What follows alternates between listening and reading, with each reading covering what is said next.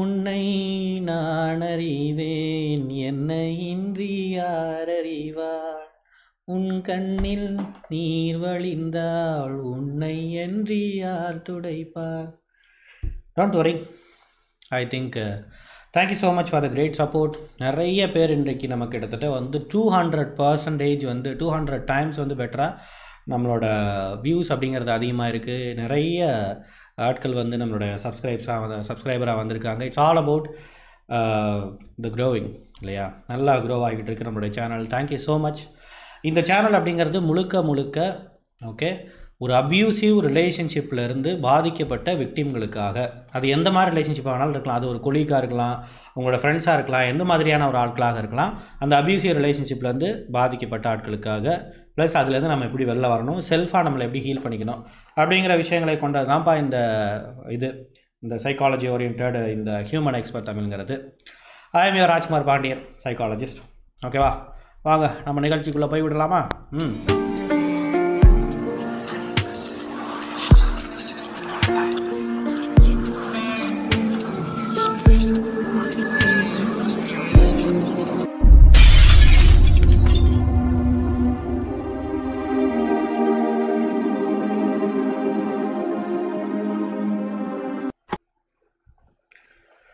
So, welcome to the Human Expert Tamil. I am your Rajkumar Pandian, psychologist. இன்றைக்கி நம்ம இதை தான் பார்க்க போகிறோம். The sign of அன்ரெடினஸ். ஒரு அப்யூசிவ் ரிலேஷன்ஷிப்பை ஹேண்டில் பண்ண போகிறீங்க அப்படின்னு சொன்னால், நம்ம ஹேண்டில் பண்ணிடலாம், அது பண்ணிடலாங்கிற பல விதமான குழப்பங்கள் இருக்குது. நம்மளால் ஹேண்டில் பண்ண முடியுமா அப்படிங்கிற ஒரு குழப்பங்களும் இருக்குது. உண்மையிலேயே இந்த மாதிரியான பிஹேவியர் எல்லாம் உங்ககிட்ட இருந்தால் நீங்கள் இன்னும் ரெடி ஆகலைன்னு அர்த்தம். உங்களை நீங்கள் இன்னும் ரெடி பண்ணிக்க வேண்டியதுன்னு இருக்கு அர்த்தம். அதாவது இந்த அப்யூசிவ் ரிலேஷன்ஷிப்லேருந்து வெளியில் வரலாம், இல்லை வந்து இவங்களை வந்து பெரிய அளவில் ஹேண்டில் பண்ணலாம் அப்படிங்கிற மாதிரி ஒரு பெரிய முடிவுகளை, இந்த மாதிரி பிஹேவியர் உங்களுக்கு இருந்ததுன்னா நீங்கள் அந்த பெரிய முடிவுகளை தவிர்த்தரணும். இப்போ வரைக்கும் எடுக்கக்கூடாது. உங்களை நீங்கள் இன்னும் நிறைய ரெடி பண்ணிக்க வேண்டியது இருக்குன்னு அர்த்தம். என்னென்னு பார்த்தலாமா? கமான். Lack of perspective. நம்மளுடைய பெர்ஸ்பெக்டிவ் என்ன அப்படிங்கிற ஒரு விஷயங்களில் எந்த விதமான கிளாரிட்டியும் நமக்கு இல்லாமல் இருக்குன்னு வச்சுக்கலாம்.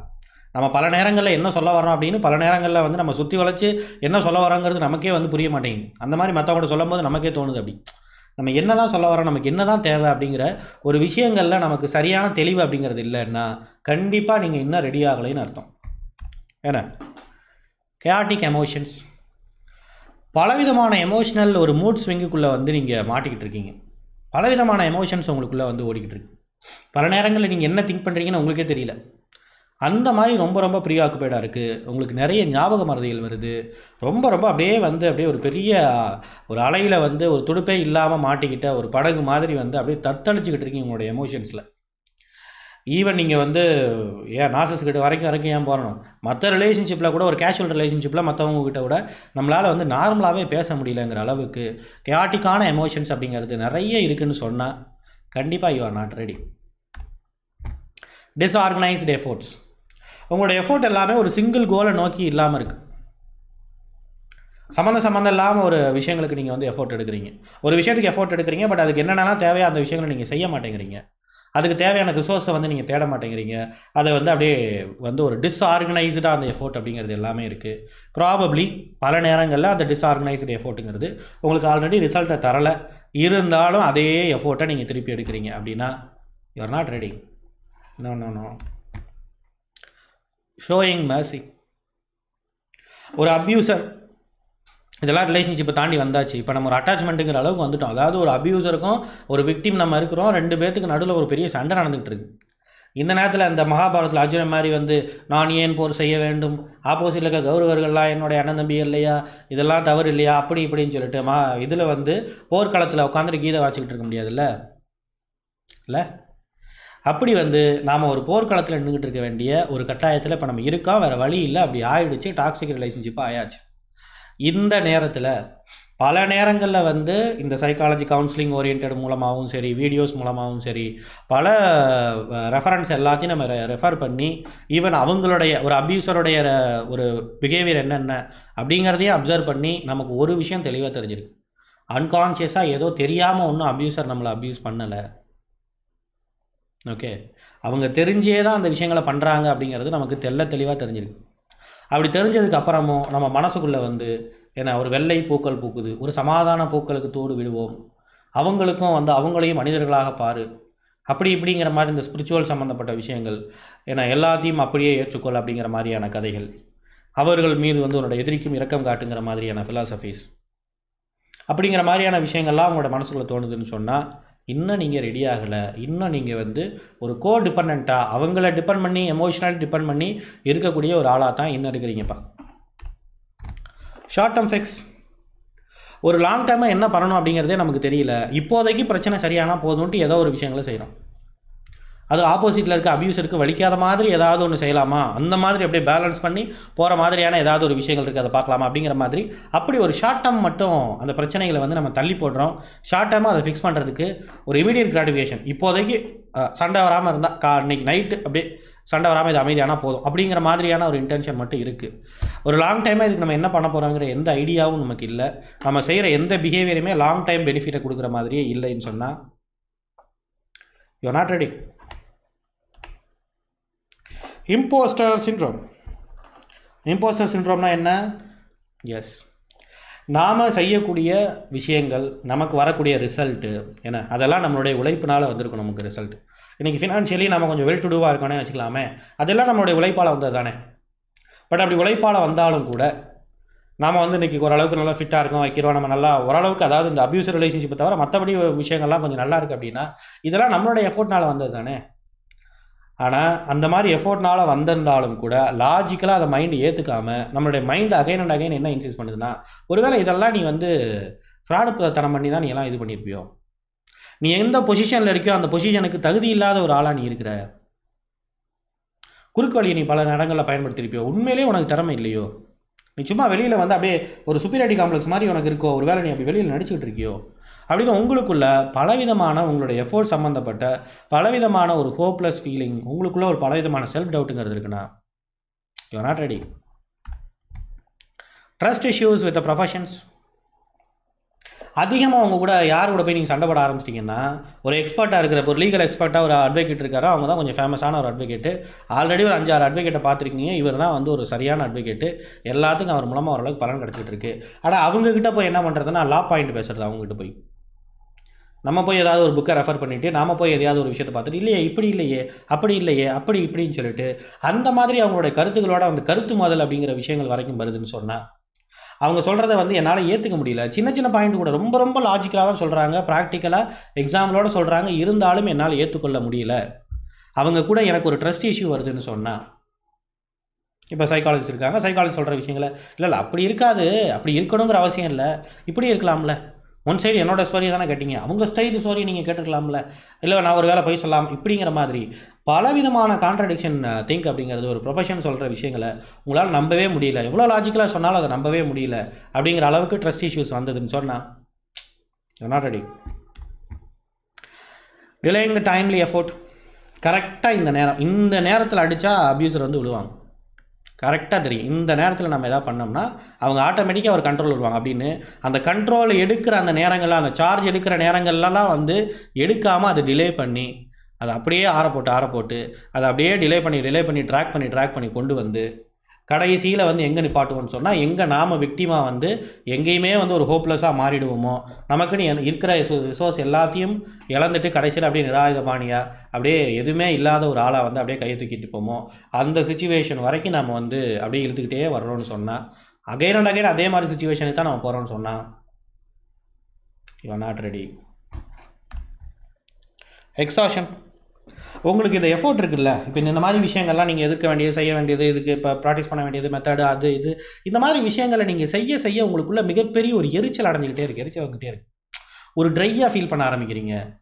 ஒரு கட்டத்துக்கு மேலே அந்த அது நார்மல் எஃபோர்ட். இப்போ மற்ற விஷயத்துலலாம் இதே மாதிரி எஃபோர்ட் நான் நல்லாவே போடுவேன், பட் இந்த விஷயத்தில் நான் எஃபோர்ட் போட மட்டும் அப்படியே ரொம்ப எக்ஸாஸ்டடாக நான் ஃபீல் பண்ண ஆரம்பிக்கிறேன். அப்படியே எல்லாமே அப்படியே பொங்கி போன மாதிரி அப்படியே நொதிஞ்சு போகிறது மாதிரி சொல்லுவாங்கள்ல, அப்படி வந்து நொதிப்பு நிலை அடைகிற மாதிரி வந்து அப்படியே நொந்து போய் நான் வந்திருக்கிறேன். சாப்பாடு வந்து நொந்து போனால் எப்படி இருக்கும், 2-3 நாள் ஆகி ரொம்ப அப்படியே தண்ணியிலேயே போட்டு நொந்து போனால் எப்படி இருக்கும், அந்த மாதிரி அப்படியே ஆளவரா சாமி அப்படிங்கிற அளவுக்கு எக்ஸாஸ்ட் ஆகியிருக்கிறேன் நான். ஒரே அழுத்தில் ஒரு 4000-5000 கிலோமீட்டர் ஒரு பைக் போகுதுன்னா அந்த பைக் எப்படி இருக்கும், அப்படி எக்ஸாஸ்ட் ஆகிருக்கும்ல, அந்த மாதிரி எக்ஸாஸ்டடாக இந்த விஷயங்களில் அவ்வளோ தூரம் போலேனாலும் இந்த விஷயங்களை நான் ஃபீல் பண்ணுறேன்னா I'm not ready. No new people appear. உண்மையிலேயே உங்களோட எஃபோர்ட்டுங்கிறது கொஞ்சம் கொஞ்சமாக பழிக்க ஆரம்பிச்சிருக்கும் போது உங்களுக்கு உங்கள் மேலே நம்பிக்கை அதிகமாக இருக்கும். அது மூலமாக உங்களுடைய பாடி லாங்குவேஜ் அதிகமாக இது நல்லா இருந்திருக்கும். அந்த பாடி லாங்குவேஜ் அது சம்மந்தப்பட்ட அந்த நான் வெர்பல் கம்யூனிகேஷன் மூலமாக ஆட்டோமேட்டிக்காக நீங்கள் பாசிட்டிவான சில போல்டான பீப்புளை அட்ராக்ட் பண்ண ஆரம்பிச்சிருக்கணும். இந்த அப்யூசிவ் ரிலேஷன்ஷிப்பை நீங்கள் வந்து ரியலைஸ் பண்ணி இதுக்கு நீங்கள் எதிர்த்து போராட ஆரம்பித்த குறைஞ்சது ஒரு 6 மாதத்துக்குள்ளே இந்த புது ஆட்கள் கண்டிப்பாக உங்களோட லைஃப்பில் வந்திருக்கணும். அந்த மாதிரி உங்களுக்கு ஹோப்பை கொடுக்குற, அட்லீஸ்ட் உங்களை அட்வைஸ் பண்ணுற, உங்களுக்கு ஒரு மாரல் சப்போர்ட்டராவது இருக்கணும்னு நினைக்கக்கூடிய ஆட்கள், ரொம்ப ஸ்ட்ராங்காக இருக்கிற, கிளியராக இருக்கக்கூடிய ஆட்கள் உங்களோட லைஃப்பில் வந்திருக்கணும். அப்படி உங்களோட லைஃப்பில் அந்த பிக்சருக்குள்ளேயே வரலைன்னு சொன்னால் you are not ready. What to do? Don't self imposed pressure. ரொம்ப உங்களையே போட்டு நீங்கள் வந்து அழுத்திக்க வேண்டாம். போட்டு அப்படியே உங்களை போட்டு அழுத்திக்கிட்டு உங்களுக்குள்ளே ஒரு ப்ரெஷரை க்ரியேட் பண்ணி, ஆல்ரெடி நீங்கள் எக்ஸாஸ்டடாக இருக்கிறீங்க, இன்னும் உங்களுக்குள்ளே ஒரு ப்ரெஷரை வந்து நீங்கள் க்ரியேட் பண்ணிக்க வேண்டாம். Take a responsibility. என்ன நடந்தாலும் உங்களுடைய வாழ்க்கையில் இது வரைக்கும் நடந்தது எல்லாத்துக்கும் நீங்கள் தான் பொறுப்பு. இனிமேல் நடக்க போகிறது எல்லாத்துக்கும் நீங்கள் தான் பொறுப்பு. அந்த ரெஸ்பான்சிபிலிட்டி எடுத்துக்கோங்க. இந்த முறையில் போனால் நம்மளால் சரி பண்ண முடியல, நம்மளால் தனியாக போராடி பார்த்துருக்கோம், நம்மளால் ஒன்றும் பண்ண முடியல. அப்போ என்ன பண்ணலாம்? ஒரு ப்ரொஃபஷனல் சப்போர்ட்டுக்கு போகலாம். இப்போ ஒரு சைக்காலஜிஸ்ட் கிட்ட வந்து நம்ம கவுன்சிலிங் போகலாம். இந்த மாதிரி தெரிஞ்ச ஒரு எக்ஸ்பர்ட் கிட்ட வந்து நம்ம சில விஷயங்களை கேட்கலாம். விச் மீன்ஸ் ஒரு லாயர் கிட்ட போகலாம், அட்வொகேட் கிட்ட போகலாம், வாட் எவர் ப்ராப்பர்ட்டி ஓரியன்டாக ஒரு சார்ட்டர்ட் அக்கௌண்ட்டில் போகலாம், அப்ரோச் பண்ணலாம். அந்த மாதிரி விஷயங்கள், அந்த ப்ரொஃபஷன் அதுக்கு தேவையானது எதுவோ அது அப்படியெல்லாம் இது பற்றி நமக்குள்ளே ஒரு நம்பிக்கையை வந்து ஏற்படுத்திக்கலாம். அதை விட்டு ஒரே இதில் விஷயங்களை எதில் ஃபெயிலியர் ஆகுதோ அதிலேயே நம்ம ட்ரை பண்ணிக்கிட்டு அதிலேயே ஏதோ ஒரு கம்ஃபர்ட் ஆகி நம்ம இருந்தோன்னு சொன்னால் வி கான் டூ எனிதிங் அப்படிங்கிற அந்த ரெஸ்பான்சிபிலிட்டி நம்ம கையில் எடுத்துக்கணும். நமக்காக யாருமே வந்து நிற்க மாட்டாங்க. அவங்களுக்கு வேலை இருக்குது, அவங்களுடைய வாழ்க்கை இருக்குது, அதில் அவங்களுக்கான பிரச்சனை இருக்குது, அதில் அவங்களுக்கான சேலஞ்சஸ் இருக்குது, அவங்க ஃபேஸ் பண்ண வேண்டியது இருக்குது. நமக்காக யாருமே வந்து நிற்க மாட்டாங்க. இப்போ ஒரு ப்ரொஃபஷன் அவங்களுக்காக டைம் ஸ்பெண்ட் பண்ணுறாங்கன்னா அந்த டைம் மட்டும் தான் ஸ்பெண்ட் பண்ணுவார். அதில் மட்டும்தான் அவங்களுடைய இஷ்யூஸ்க்கான அட்டென்ஷன் கொடுப்பாரு. அதில் மட்டும்தான் அந்த ப்ரொஃபஷனலாக என்ன பண்ணணுமோ அதை பண்ணுவார். அதை விட்டு எல்லா நேரத்துலையும் அவங்கக்கிட்ட அப்படியே ரெஸ்பான்சிபிலிட்டியை கொடுத்து நம்ம சார் வெளியில் தனியாக நினைக்கணும்னு நினச்சா அப்படி எந்த ஒரு ப்ரொஃபஷனாக அதை எடுத்துகிட்டு போக மாட்டாங்க. ஒரு வேறு டாக்ஸிக் பர்சன் வந்து ப்ரொஃபஷனாக இருந்தாங்கன்னு வச்சுக்கோங்க, அது வேறு கதை. அப்படி அவங்களாம் எல்லாம் எடுத்துக்கிட்டு கடைசியில் அவங்களை யூஸ் பண்ண ஆரம்பிச்சிடுவாங்க. அது ஒரு பெரிய பிரச்சனை. ஸோ பவுண்டரி செட் பண்ணி ரொம்ப சரியாக இருக்கிற சிக்மா மாதிரி தான் ப்ரொஃபஷன்ஸ் இருப்பாங்க. ஸோ நாம் நம்மளுடைய பிரச்சனைக்கான ரெஸ்பான்சிபிலிட்டியை நாம் தான் எடுத்துக்கணும். யாருக்கிட்டையும் போக முடியாது, என்னுடைய அப்பா அம்மா கிட்ட போக முடியாது, என்னுடைய பிரதர்ஸ் கிட்ட போக முடியாது, சிஸ்டர் கிட்ட போக முடியாது, அப்படிலாம் கிடையவே கிடையாது. அவங்களுக்கு வேலை இருக்குப்பா. அப்புறம் உட்காந்துட்டு ஸ்டேட்டஸ் போட்டுக்கிட்டு ஏது வந்த பாசம் எல்லாம் வெளிவேசங்கிற கதையெல்லாம் போட்டுக்கிட்டு அட்டென்ஷன் சீக் பண்ணக்கூடாது. ஏன்னா நம்ம ரெஸ்பான்சிபிலிட்டி எடுத்துக்கணும்.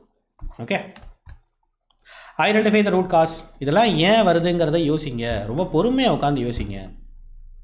உங்களை பொறுமையாகவே ரெஸ்ட்லெஸ்ஸாகவே தான் உங்களை வச்சுருக்கிறாங்க. உங்களை ரெஸ்ட் எடுக்கவே விட மாட்டேங்கிறாங்களா அந்த அபியூஸ் எல்லாம் பரவாயில்ல. இது ஒரு இப்போதைக்கு ஒரு கான்சியஸாக வந்து உங்களுக்கான ஸ்பேஸை நீங்கள் க்ரியேட் பண்ணி நீங்கள் யோசிக்க ஆரம்பிங்க.